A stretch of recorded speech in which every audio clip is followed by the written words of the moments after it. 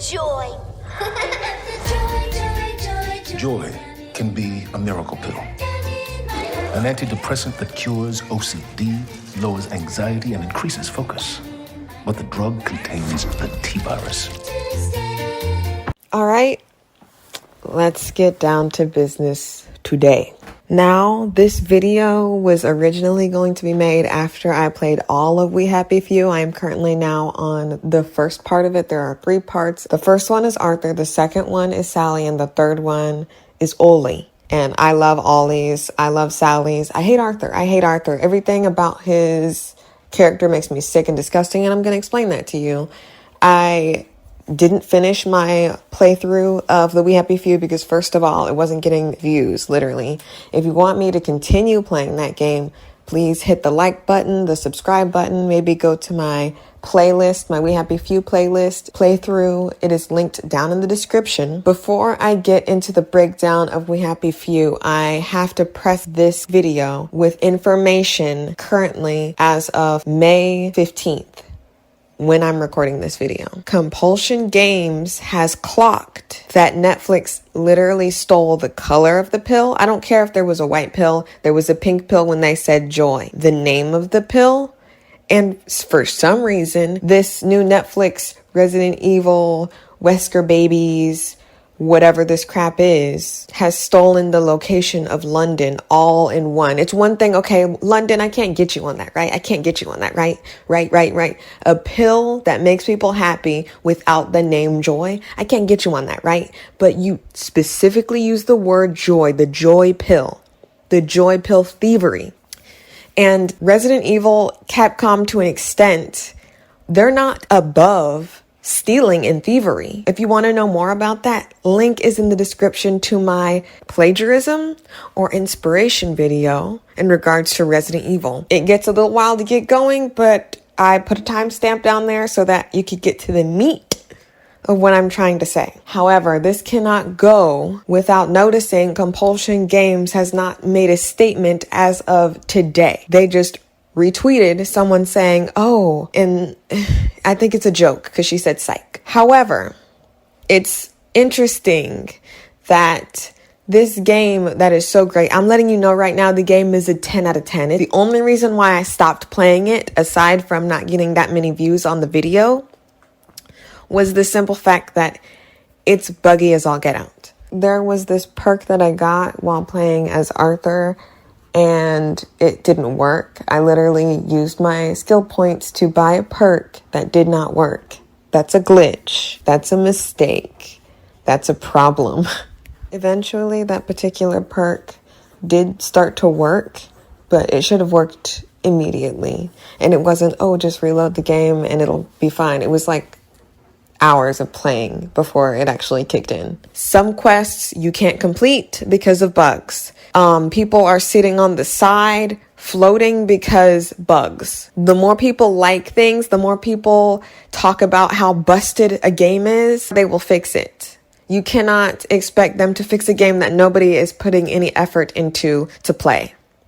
So I hope this video helps Compulsion Games, We Happy Few, boost up into the system so that more people are playing it, more people know about it, and especially above all, more people know that Netflix, to a greater extent, Resident Evil, to a lesser extent, Capcom, literally stole their idea, stole it. It is thievery. And I really do hope the people behind We Happy Few take legal action.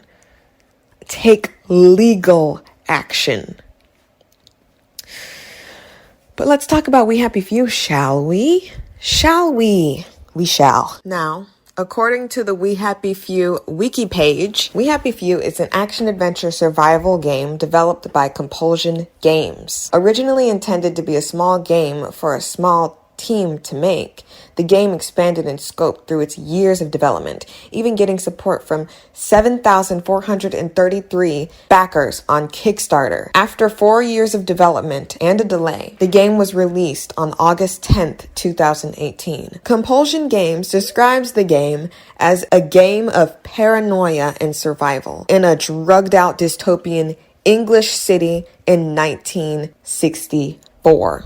There are some problems with the game. However,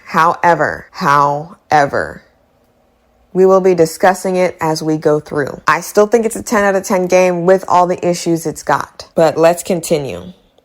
According to the We Happy Few wiki page, the plot: in 1943, Germany successfully invaded and occupied England during World War II. During the occupation, all citizens of Wellington Wells sent all of their children under the age of 13 to Germany without knowing what was going to happen to them or if they'd ever return. Because of this event, every citizen in Wellington Wells was left feeling great guilt and sorrow over what they had done, getting upset over the mere sight of a child. This caused General Byng, and we will be discussing Byng later in the video, to commission a drug that would make the consumer go through drug-induced amnesia in order to forget the past. And because they wouldn't remember their tragic past, they'd instead be happy again. 4 years after the victory, joy was created. Soon afterwards, the citizens began to favor the future and decided to rebuild parts of the city to reflect their newfound perspectives. It didn't take long before they were divided. So if you go to the We Happy Few wiki page, it just tells you basically everything there is to know about the game. But I'm going to go down each character's story because I've seen the Rad Brad, I've seen Christopher Odd play We Happy Few, and I've seen all of the story from the 3 main stories to the 3+1 side story in the DLC. And even the DLC, the very last DLC, is literally a part of the game. And that's one thing that I didn't necessarily like, because if you know me from my Resident Evil and Kingdom Hearts videos, I do not like when a establishment sells me parts of the game that should have been with the game in the form of a DLC. That's just taking my money. My money. Let's talk about the first person that we get to play through in Wellington Wells. Arthur Hastings. Now, arguably, and I will argue people on this, so you can get in the comments and tell me how bad you think Sally is or how bad you think Ollie is. But I will never falter. I will never falter on the fact that Arthur Hastings is the worst character out of all of them. Every single one of them had a literal situation in which they could not escape, which morphs them into the person that they are whenever we're placed into their story. But literally only one thing separates all of them from Arthur. He was the only one who had a choice. He was the only one who had a choice in his life, and he always chose wrong. I will get to why Sally is one of the better characters. And like I said, you can argue with me about it. If you say anything against Sally, I'm literally not going to listen to you, because I'll let you know why. You'll understand why. Arthur works a job in an office where he works as one of the many propagators, the propagandists who promote happy things, good things, and he literally censors the bad stuff. That's how the game starts. Arthur Hastings was living with his family in a house, and everything was nice, and the war was going on, and oh yeah, he's got a brother.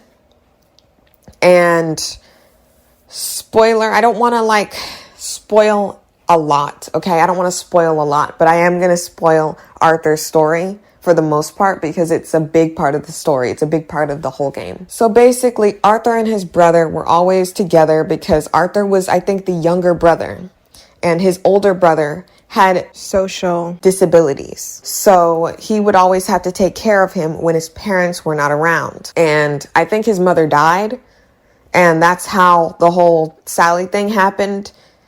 So I can't really tell you about Sally until we get through Arthur. So I'm going to skip over that, the bitterness that happens when that happens.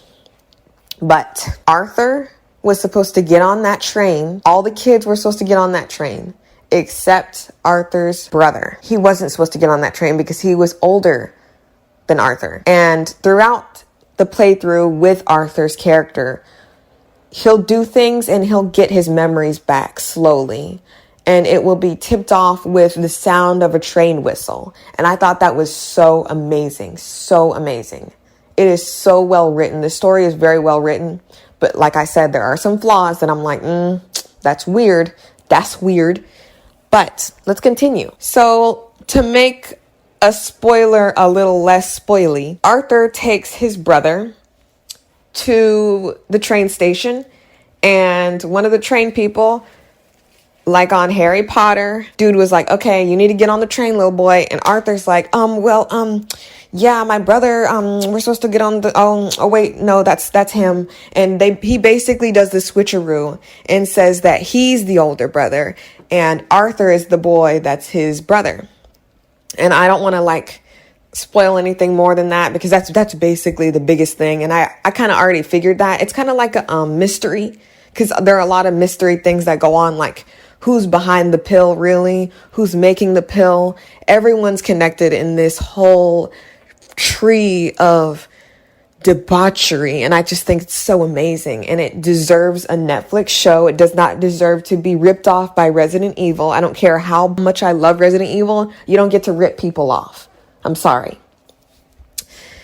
And you definitely don't get to booster your story, your trash story, with good for nothing characters that are not the characters in the game to sell your crap. I'm so sorry. But let's get back to We Happy Few. So Arthur sees his brother, who has special needs and needs help and needs assistance, get thrown on the train as he's screaming for his brother. He told his brother, by the way, they were both going to get on the train, but he decides to stay off. And a lot of other things bad happen in between those issues, but people make it seem like that's the biggest issue with Arthur, and that's one problem I do have with this game.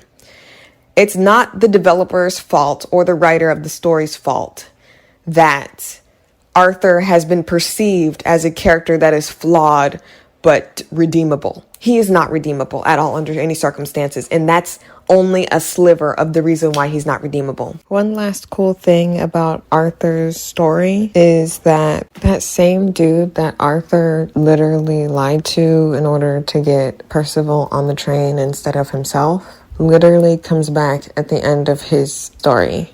And I think that's really interesting and neat. So without telling every single thing that happens, let's go to Sally. And real quick, I want to talk about little bits of the gameplay. I think it's really amazing that you can thirst and starve. I really like that mechanic. I think in the early development of the game, you could starve to death, but I don't think you starve to death. I think it just lowers your health bar. It lowers how much you can carry. It like your thirst and stuff. You have to keep yourself hydrated.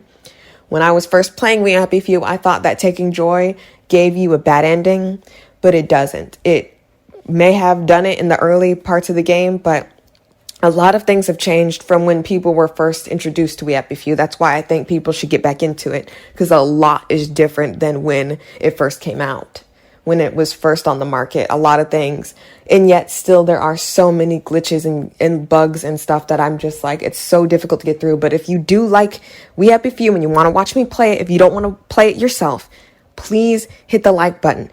Go to that We Happy Few playlist and please like those videos. There are 15, I believe. I will be playing it again if you would like me to. And also, I may do a couple more videos just in favor of We Happy Few and compulsion games, because Resident Evil, that stupid Netflix series, is literally stealing. It's stealing. It's not like, oh, we took inspiration. It's not inspiration anymore.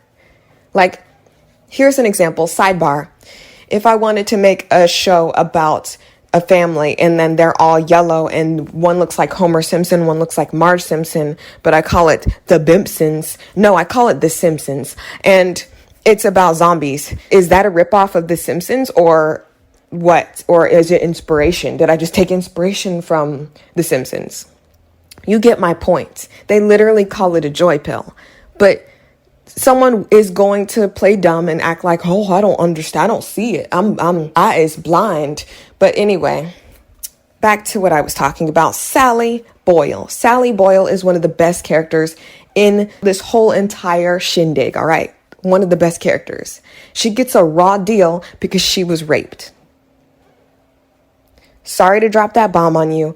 At 16 or younger, from what I can remember from the story, her mother knew that all of her children were young enough to go on that train and straight up killed her whole family. She gave them all poison in their meal.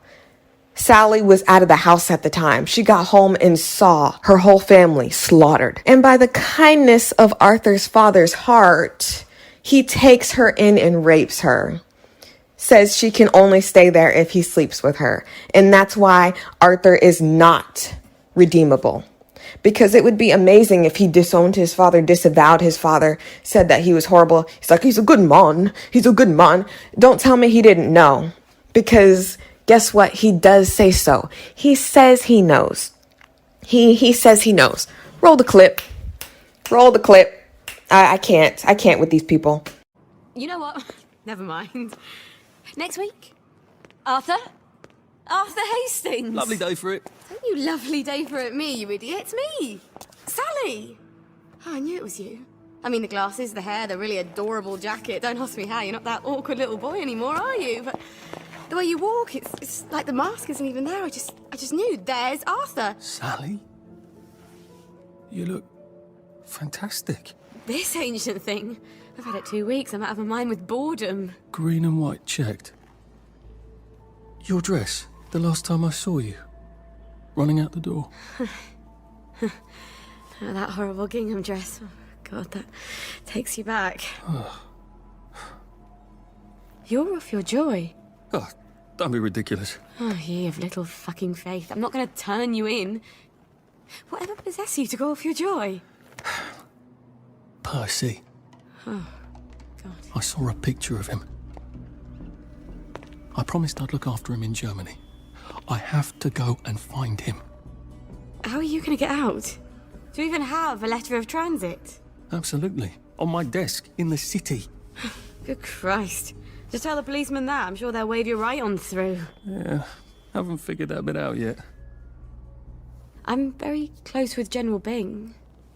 This is why I you hate are. Arthur. No, You always did have a knack for making helpful new friends. I mean, I could go see him and ask him to give you a letter of transit.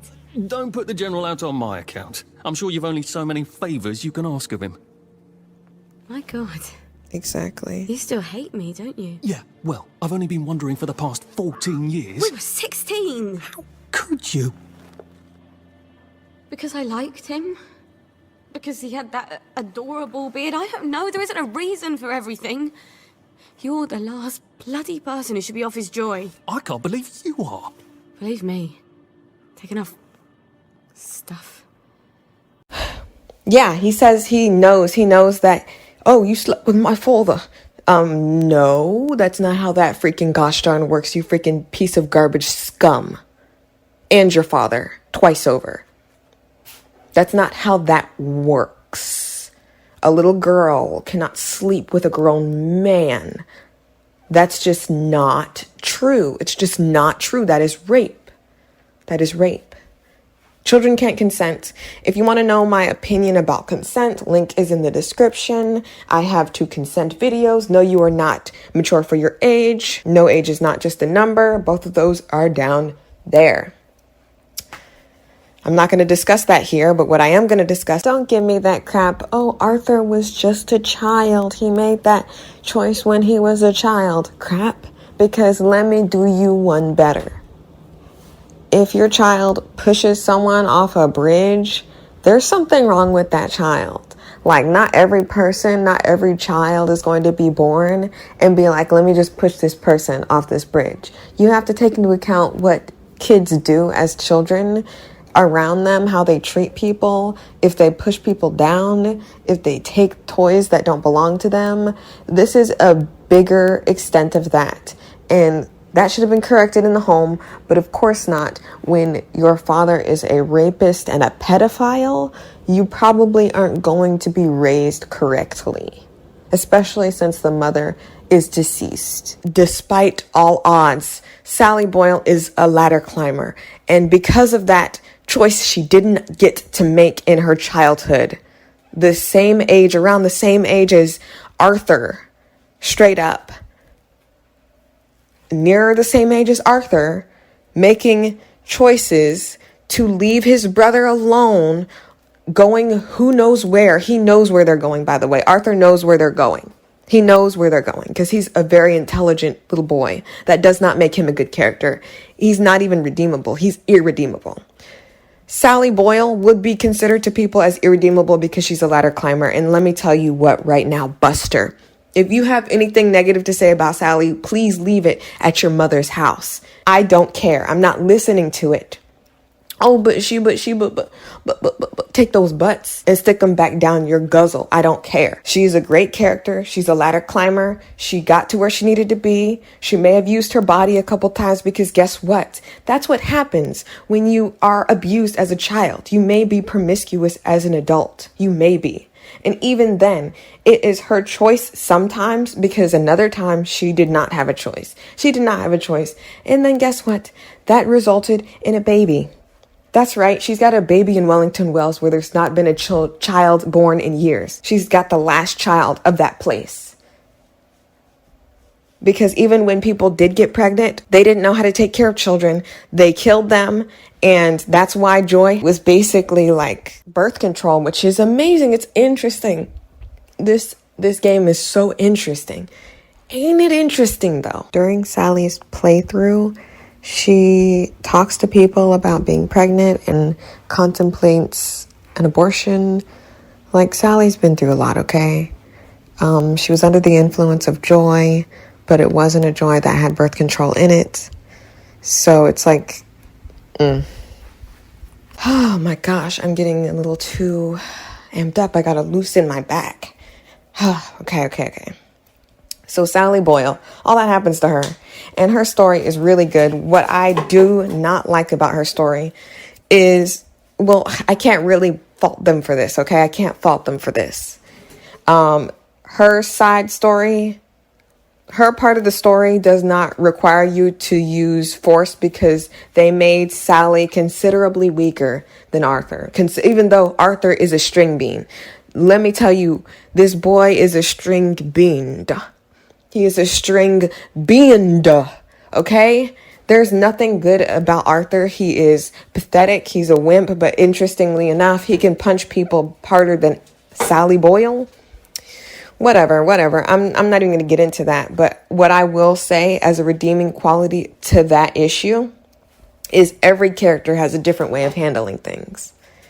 Ollie, I'll get to Ollie when I get to Ollie, but wrapping up Sally Boyle, because like I said, I don't want to spoil everything. I'm basically spoiling just the big parts of each story. And there's a ton, like I'm telling you. You think that, oh man, you told me everything. I can't play yes, you can. Because there are side stories, side quests. Like I said, she's got a baby you have to keep fed. You have to keep changed. The mechanics are amazing. Amazing. You have to make sure the baby doesn't scream because people will hear. It's so brilliant. But literally, Sally is a chemist. She lives in the high place of town because she got her life together. Her mom killed everybody in her family. What do you want from her? Literally, don't talk to me about Sally. You could talk to me about Ollie and all of his mistakes. You can talk to me about Arthur and how tragic he is as a disgusting, pathetic piece of garbage human being. You can talk to me about Miss Bing, about her situation. And like colonization, literally colonization is spoken about in this game. This game was ahead of its time. Literally, if it came out 2022, it would be the bestseller hit, best game, because we're living in a game drought right now. What games are out right now that you like? Village? Don't make me laugh. Elden Ring? Just play Dark Souls. Like, what's the difference? Anyway. Wrapping up Sally Boyle, like I said, each character has a different way of handling life. And you have to keep the baby taken care of. And the guys that I've seen play the game actually took respect with that. It's not something, because it's like we play as guys all the time. I don't understand why it's so difficult to just play as a woman in a game and be fine and content with it. Because if you would like to play as a dude, play any other game on the face of the earth and you can play as a main white male. Like, honestly, just suck it up if you don't like playing Sally. Suck it up. But I'm done. I'm done with Sally. I may go back to her here and there, but let's go to the next character in the roster, Ollie. He's basically, like I said with these stories, each character represents a different aspect of Wellington Wells. So the first person was Arthur, and he represents basically the middle class. He wasn't really anywhere. He didn't fit anywhere. He's a piece of garbage. Yeah, he may be smart, but he's like pathetic, loser. I hate him. Sally Boyle, she started in the same place and she ladder climbed, and that's great and amazing. You go, girl. And then here's Ollie, who is the part of the story that reflects the soldier, the people who were on the front lines of this battle, World War II. If you hear any noise in the background, it's because of my bearded dragon making noise, because of course never makes a sound until I'm recording. Thank you. Anyway, Ollie is a soldier. He was the one who saw the tanks, and I didn't talk about this in Arthur's story, but he learns that the tanks were papier-mâché, and they weren't real, so they basically just stole the children on false firepower. They could have taken them. And I think that's one reason why everybody needs to take joy to forget, because it's not like, oh, well, we lost fair and square. We lost because we were fooled. And I think that's crazy. How do you get fooled by paper mache? It's crazy, but whatever. Anyway, Ollie basically has his whole life taken from him. I know less about Ollie than I do everyone else, because he's just not a character that I was like, okay, every character isn't going to be for everyone. Ollie's like not in my top, but he is a good character. Ollie's ending is actually the funniest, and I think he's the funniest character. But he is quite sad when you see his end, and throughout his story, it's kind of sad to see him like break down, and it's sad, but he's a funny character. He has a lot of funny moments. I really highly suggest you playing the game. You cannot play Ollie's side until you, I think, finish Sally's and Arthur's. And despite the fact that, oh my gosh, sidebar, there's this character, he is in everybody's playthrough. He's in everybody's stuff, and I don't even think he's in all of the DLC, but there's this dude. His name is Uncle Jack. He's basically a propagandist. He's on the TV, and he's like, oh, be happy, do this, don't forget to do that, because sidebar to that, the happy pill has some side effects, and no, it doesn't turn you into a zombie. Within this game, you go through withdrawal. People notice. It's just the mechanics. Chef's kiss, vampire's kiss. It actually makes you forget things like how to breathe. So people are dying because they don't remember to eat or poo, or they forget to do stuff because they're so happy. And that's an interesting aspect to joy.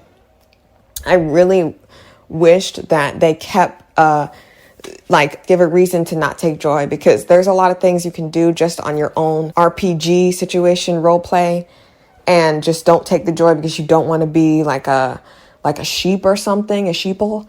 But honestly, there really is no logical reason to not take joy, because you have to get through gates and stuff. Sometimes there's a drug that mimics joy, but then there's these doctors that you can't stop that. And then there is this perfume that helps you get through doctors. Like, there's so many aspects to this game that's like, why aren't you playing it right now this second on this Sunday? Why not? But Uncle Jack literally does propaganda for Wellington Wells to keep it going. And the reason why I talk about Uncle Jack in Ollie's playthrough is because he had a daughter, and he recalls the daughter dying because of the government of Wellington Wells and all that. And Uncle Jack finally was like, I can't do this anymore. I don't want to do this anymore. So he made one final tape, but people were playing the tapes over and over again, and no one remembered. So no one cared, because they wanted to keep Uncle Jack alive. But I think he was killed, and his daughter was killed. He was the neighbor of Ollie, and Ollie was the one who ratted them out, supposedly, from what I can remember. But that's what I gathered from his playthrough. And through his whole playthrough, you have to keep him at a certain alcohol level because he's an alcoholic. And I think that's one cool thing about this game is that it's true. You have to regulate Ollie's blood sugar, keep it leveled. I think I talked about that before, and I referred to it as like alcoholism, like him keeping a certain alcoholism level, but no, it's about his blood pressure. And he keeps seeing this mirage of a girl who he considers his daughter because he's got a picture of her and he's got candles and he thinks that she's right there, but he can acknowledge that she's not real. But he still talks to her like he thinks she is, even in front of Arthur in his run through, in his playthrough. It's interesting because he's like, who are you talking to? And he's like, oh, her, silly, of course. Like, everyone's supposed to know that she's there, when in his playthrough, he makes it seem as if he knows she's dead for a little bit. I don't know if that's either a mistake in the game or if it's just going in and out of psychosis.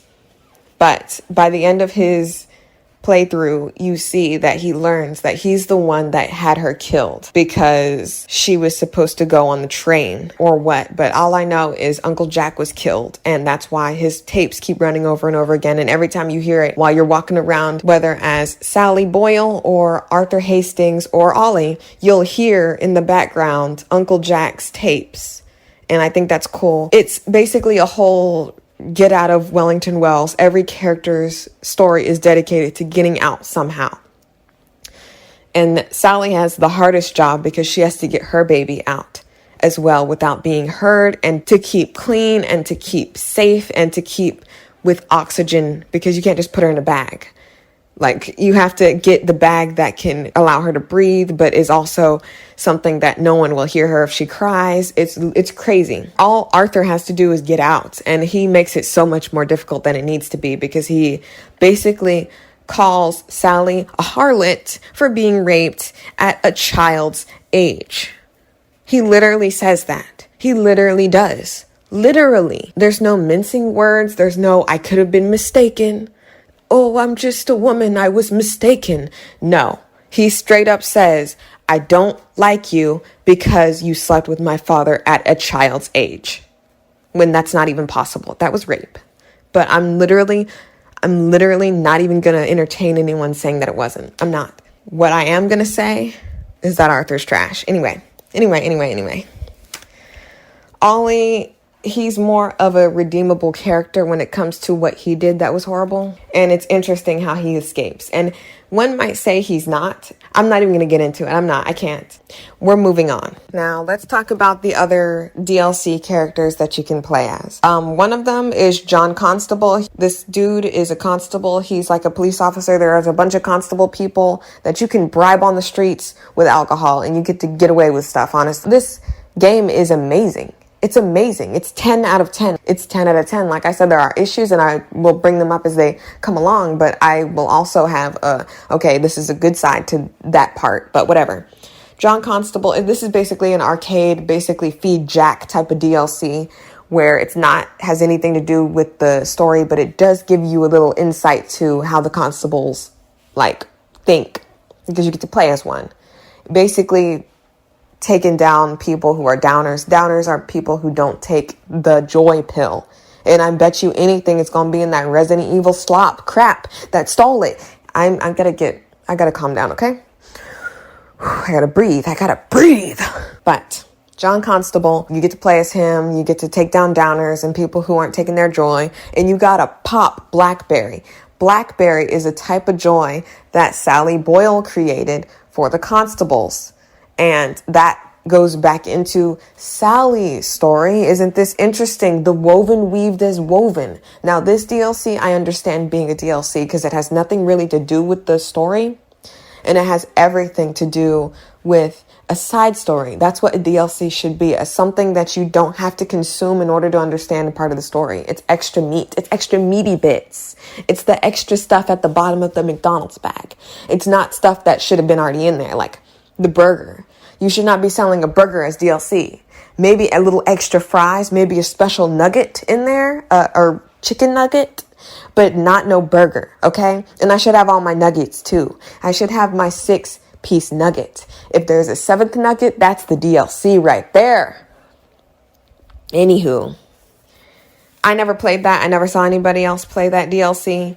The one that I did see, the 3 other ones that I did see was Roger Bacon, and he's one of the only spoken to gay people in this game from what I can tell. And I think it's cool that they're in here, but I don't like the fact that they are just resigned to a DLC. It would have been nice to see like them as one of the main characters in the story, especially since they make it seem like they play such a big part in the whole situation.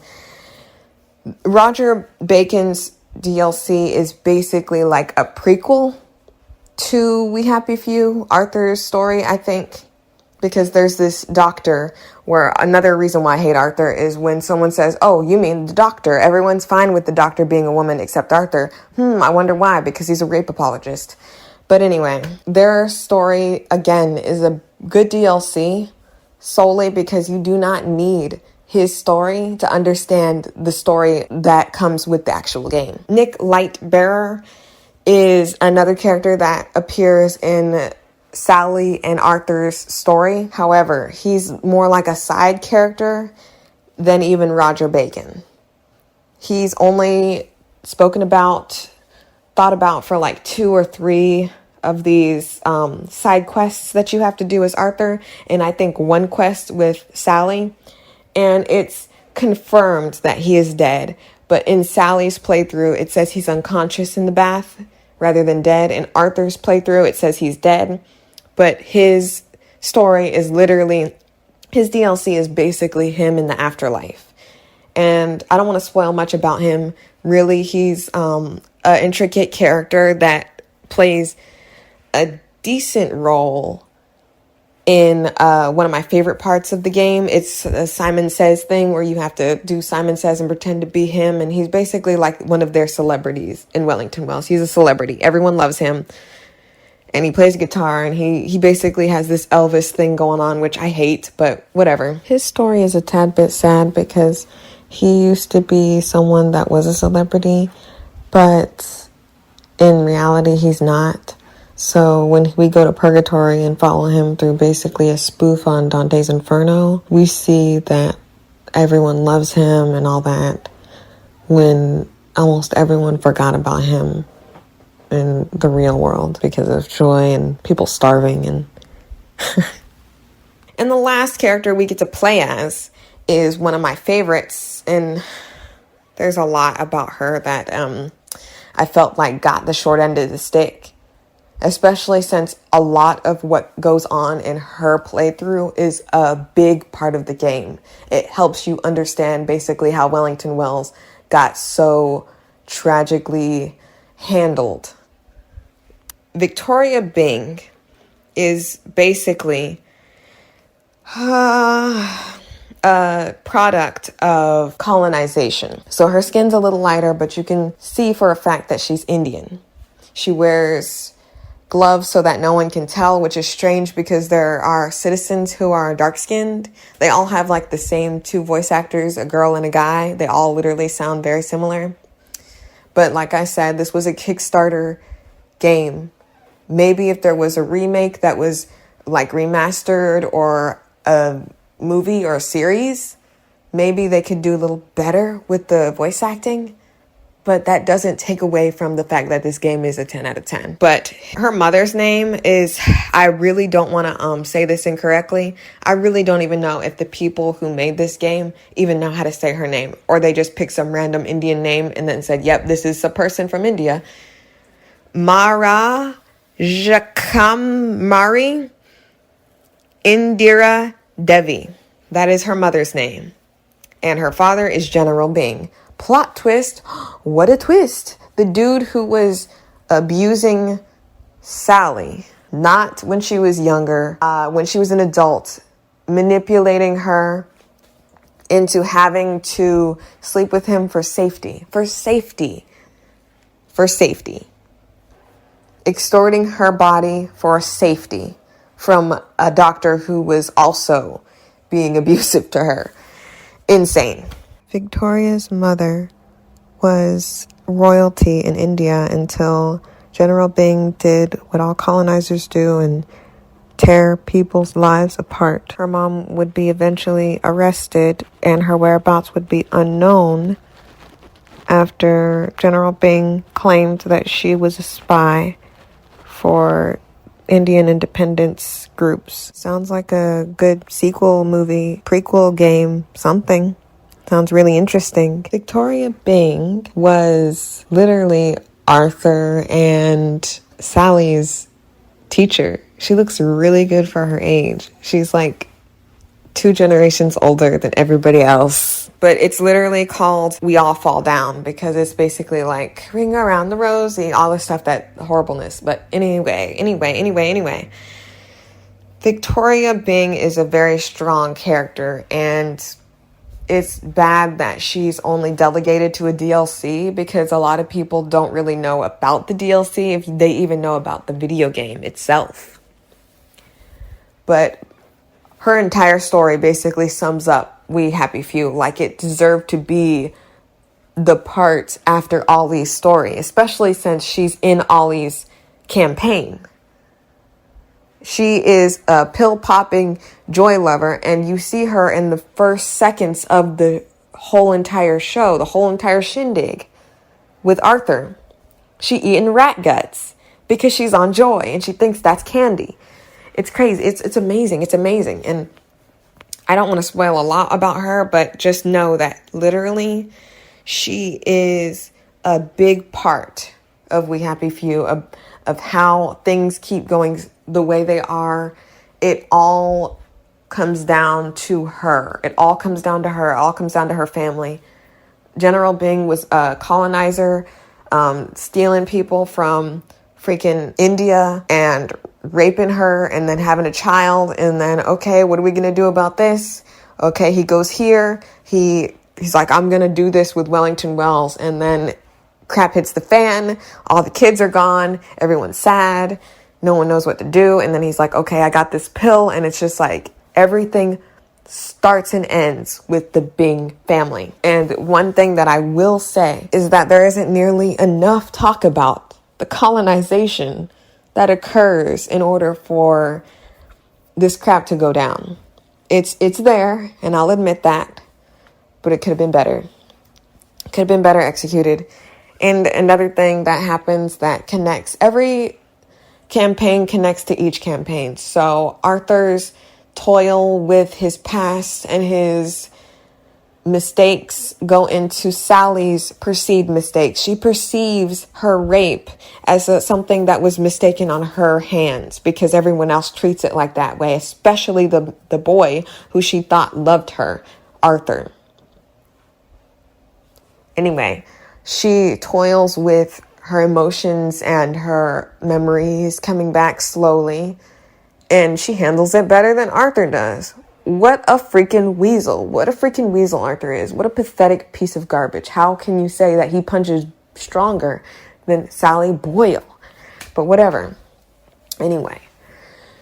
So that toil with her past goes into Ollie's toil with his past, goes into Miss Bing. Like, honestly, every other DLC does not connect to the game as well as Miss Bing's story. And it's a disservice. And I do believe there has to be some unconscious bias that goes into the fact that why was everybody else in the first part, that everything makes sense.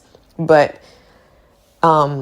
Victoria's story was delegated to a DLC. That there has to be something wrong, because it's not like it's a okay, eat this food in a certain amount of time and beat the clock. No, she is literally doing objectives. She's literally crawling the rooftops and like Batman. Literally, I got Arkham vibes from her side story. But she's treated like a side story when everything that comes out of that story literally ties the whole thing into a bow. You do not delegate a part of your story that if taken out does no service to your main story as a DLC. You don't do it. Lightbearer, sure, he's playing games, he's dead, we don't care about him. Bacon, if you want to. I mean, it's a prequel and it has nothing really to do with what really happens in Arthur's, Sally's, or Ollie's story. But Victoria's is the only one, even out of the constable situation, that feels like it's a part of the game. When Victoria Byng is no longer under the influence of joy as she was detoxed by Ollie in his story, she sees what she's done and what her father's done, and she has unresolved issues with her mom, who's already gone, or in India. I don't remember. There was absolutely 100% positively no reason that you had to make that a DLC, unless literally y'all just forgot and had no idea that she was a part of the story, even though, like I said, she's in the beginning part of it. So she was a developed character prior to even playing Sally's story. Unacceptable. There has to be some bias against her. There has to be something against her. You didn't think that any white person wanted to play as half Indian. Literally, that's all I can come up with. You thought that no one wanted to play her, so you put her as as the DLC. That's what I got from that, and that's what I'm going to stick with. That's one of the only problems I have of We Happy Few. But the whole thing about it is it exists, and that's all we get to enjoy. We get to, oh, at least you exist sometimes, maybe, as a person of color, partially. Like, that's what we have to accept. We have to accept the crumbs on our fingers. We don't get to accept actual course meal. So that's where we're at. Anyway, one of my favorite parts of We Happy Few is this very minor character that has a stuffed animal that literally he's in like everybody's playthrough that matters. Not like the Bobby, I don't think necessarily, or anybody else, but like Victoria, who should have not been DLC. Arthur sees him. Sally interacts with him. Literally, I think Ollie might be the only person that doesn't, but I can't remember. But he literally is in like a treehouse, and you get to do these things for him, and you get to see his life go through a bunch of stuff. It's so crazy. Again, I love the thirst, rest, and hunger mechanic. I love the mechanic that requires you to navigate the world. They make you have to change outfits in order to fit into certain places, or you have to take joy to get into certain places. Eventually, you'll get enough of those skill points to negate a lot of your problems, but it's just cooler to go with the flow and literally just participate in the RPG of it all. Also, you can get high on mushrooms in this game. You can get alcohol drunk. Like, what y'all playing GTA? You need to be playing WHF. You need to be playing WHF, okay? There are a few glitches that I cannot stand or tolerate. I can tolerate some of my perks not working all the time. Sometimes. I can tolerate people floating in the air. But what I cannot tolerate is when a quest is stuck, when the floor is rendering and everything looks like I need glasses, or when it dashboards me back to the freaking home screen on the Xbox. To be honest, to just put all the glitches and everything put together, I would say a 9 out of 10 realistically. 10 out of 10 just unrealistically. Nothing is a 10 out of 10. Nothing comes perfect. Nothing comes correct day one, okay? So I'll admit that. The side stories, I think the side quests are amazing. Even without the main quests, I think the side quests are absolutely amazing, well thought out, good meat, good pieces of like lore. If you're bored of the main quest line, you've got tons of side quests to do. Kind of reminds me of Skyrim, especially the glitches and lagging out and can't do a certain thing or else you'll be in an infinite loading screen. Yeah, could you please fix that? Like, even though this is a survival game, I am 100% fine with the crafting. The crafting's wonderful. I like the merchant system because it actually makes sense in this dystopian world to actually have a person that's actually selling you wares because it fits in the world. I'm looking at you, Resident Evil 4 and Village. In hindsight, what I will critique about We Happy Few is I feel like there isn't enough incentive to not kill or steal or do anything like that in particular. Like, I would like a chaos level maybe, which, though I did think it ruined Dishonored, which is a great game, by the way. The first one, not the second one. And there's a lot that I'll go into the reason why that the second one wasn't given any grace or any care at all. And one main reason is misogyny. Literally. That's a lot of the answers to why a lot of things don't work out. But I felt like We Happy Few could benefit from a gauge that will ultimately change the course of your character's future or something, because like I said, you taking joy, there's no reason to filter your water, because even though your memory goes away, it doesn't really do much except affect your status. And I thought it would actually do something to your ending, and it does not. But overall, I think that they did dedicate more time to Arthur's story, because I guess he's the main character, but there are different acts. Different acts. I would have respected a little more respect towards the other two characters and Victoria. She should have been the final act, and she should not have been DLC. Ollie's story, I think, to me personally, his story goes on a little bit too long, and I feel like Sally's story doesn't go on long enough. Arthur's is the right amount of longness. Hope you guys enjoyed this video. That's basically all I have to talk about with We Happy Few. I really want to boost this IP. Because literally, Netflix should not get away with this. Resident Evil should not get away with this. Capcom should not get away with this. Too many times do they get to steal people's work and call it their own, not only call it their own, act as if it never came out of nowhere, but then once caught, they get to say it's inspiration. This is not inspiration. The pill is pink, you call it joy, and we're going to England. What about that does not tell you that they not only know what We Happy Few is, but stole it? Exactly.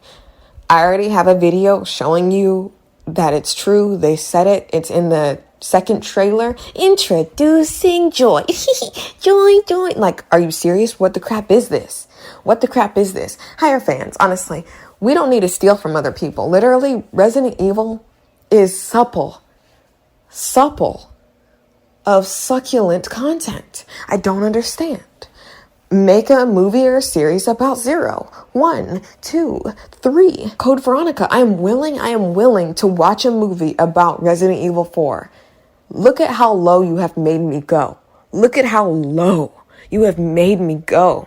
I hate Resident Evil 4. It is a side story. It deserves to be called Resident Evil Side Story, Leon Side Story, trash. That's what it deserves to be called. Code Veronica deserves to be called Resident Evil 4 because it comes after 3.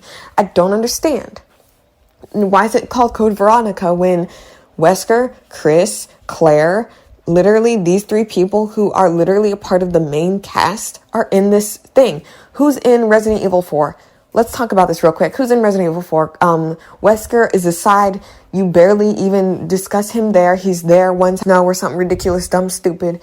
He's spinning around in a chair like Thanos before he got up from the chair and was like, I'll do it myself. Like Ada Wong, that was in like 2 games. And then Leon S. Kennedy after 14 years of being MIA while everybody else gets their own games and stuff like, I don't know. Okay. I'm done. Okay. Hope you guys enjoyed. Hope you guys liked. I hope you guys give We Happy Few a chance. I hope you boycott that Netflix series. It's very unfortunate because there are Black people and people of different ethnic backgrounds, but they, like I said in the video, if you want to know my opinion about the casting and the whole premise of this stupid crap, link is in the description to those videos, okay? and my Resident Evil playlist. So go check those out.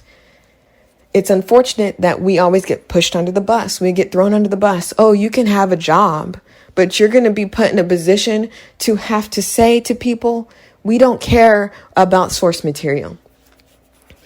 And it's not even about certain things that, like I said in those videos, real quick before I go, people can be ethnic. I just got into a tussle with someone about Kratos being black. He's black. I hate to break it to you. That's paint. I don't care if it's in Greece. Can you rip somebody's face out their face with your bare hands? Does Gaia exist? Does Zeus exist? Why can't people be black? I don't understand, especially in science fiction. Say, oh, Middle Earth doesn't have black people. Do you live in Middle Earth? Perhaps you should go to the middle of the earth and burn up. Maybe that should be what happens, right? Maybe.